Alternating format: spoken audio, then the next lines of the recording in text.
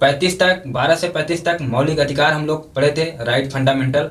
अब 35 के नेक्स्ट आएगा नीति निर्देशक सिद्धांत, जो कि अनुच्छेद 36 से अनुच्छेद 51 तक वर्णित है। किस अनुच्छेद से किस अनुच्छेद तक? तो हम बताएंगे अनुच्छेद 36 से अनुच्छेद 51। मेरे मित्रों, अगर हम बात यह करें कि नीति निर्देशक सिद्धांत यह लिया कहाँ से गया है, तो नीति निर्देशक सिद्धांत आयरलैंड के संविधान से लिया गया है। किस संविधान से लिया गया है? आयरलैंड के संविधान से, जो कि काफी बार पूछा गया है। अच्छा मेरे मित्रों, इस सिद्धांत को बनाने का तात्पर्य क्या है, इसका उद्देश्य क्या है? इसका उद्देश्य है वेलफेयर स्टेट का निर्माण करना, यानी हिंदी में कल्याणकारी राज्य का निर्माण करना। यानी मौलिक अधिकारों का कोई उल्लंघन करता है तो उसको प्रवर्तन कराने के लिए आप न्यायालय की सहारा ले सकते हैं, जिसकी सुरक्षा न्यायालय स्वयं करता है, उच्चतम न्यायालय या उच्च न्यायालय। लेकिन राज्य के नीति निर्देशक सिद्धांतों में ऐसा नहीं है। अनुच्छेद 37 यह कहता है कि राज्य के नीति निर्देशक सिद्धांत में जितना कुछ वर्णित है वह न्यायालय में प्रवर्तनीय नहीं है, यानी न्यायालय द्वारा लागू कराने के लिए बाध्य नहीं किया जा सकता है। ये स्टेट के ऊपर निर्भर करता है कि वह स्टेट इस सिद्धांत को लागू कर रहा है कि नहीं, इस सिद्धांत को फॉलो कर रहा है कि नहीं, उस स्टेट के समृद्ध पर और उस स्टेट के ऊपर निर्भर करता है। इसलिए इस पे बाध्य नहीं किया जा सकता। सपोज डेट जैसे अभी आपकी स्वतंत्रता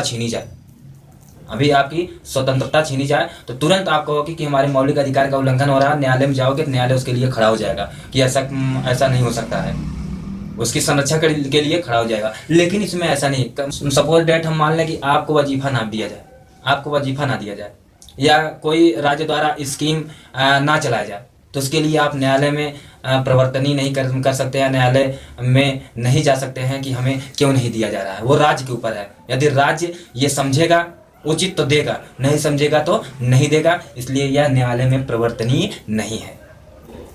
या आर्टिकल 45 उठा लीजिए, 6 से 14 वर्ष के बच्चों को निःशुल्क शिक्षा देने का प्रावधान। यह राज्य को निर्देश दिया गया, ना कि आदेश। आदेश और निर्देश में अंतर होता है। यानी राज्य चाहेगा तो लागू करेगा, अगर उसको ये लग रहा है कि हमारी कैपेसिटी ऐसी नहीं है तो हम नहीं लागू कर सकते।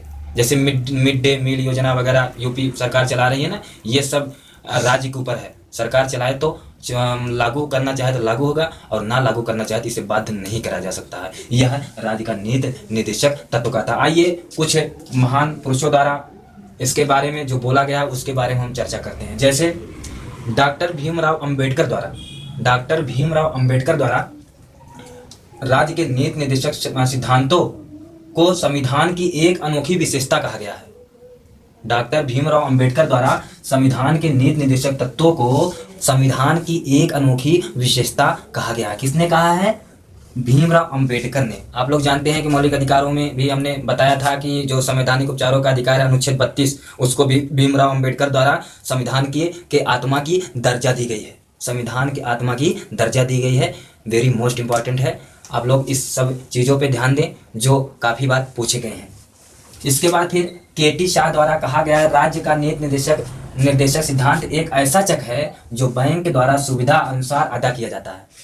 यानी राज्य का नीति निर्देशक सिद्धांत एक ऐसा चक है जो बैंक द्वारा सुविधा अनुसार अदा किया जाता है। ये किसने कहा है? केटी शाह ने कहा है। इसका तात्पर्य समझ रहे होंगे आप लोग। इसका तात्पर्य सीधा भी हमने एग्जाम्पल के तौर पे बताया कि राज्य के ऊपर है। अगर राज्य को यह लगता है कि हमारे पास कैपेसिटी है, या हम कुछ चीज़ों को जो नीति निर्देशक सिद्धांत के तहत बताया गया उसको फॉलो कर सकते हैं, उसको करने के लिए हमारा राज्य विकास करेगा, समृद्ध करेगा, हमारे पास वो कैपेसिटी है तो हम लागू करेंगे, और नहीं है तो हम नहीं लागू करेंगे। उसमें कोई बाध्यता नहीं है, राज्य के ऊपर है। ये राज्य का नीति निर्देशक सिद्धांत कहता है, जिसका वर्णन अनुच्छेद 36 से अनुच्छेद 51 तक है। किस भाग में है तो हम बताएंगे भाग 4। ये हमारा बेसिक कंसेप्ट था। इससे क्वेश्चन जो पूछे गए हैं, यह क्वेश्चन IAS प्री में पूछा गया है। ये सब क्वेश्चन हर एग्जाम में पूछे गए हैं। किस भाग में वर्णित है? भाग 4 में। कितना? अनुच्छेद 36 से अनुच्छेद 51। कहाँ से लिया गया है? आयरलैंड से लिया।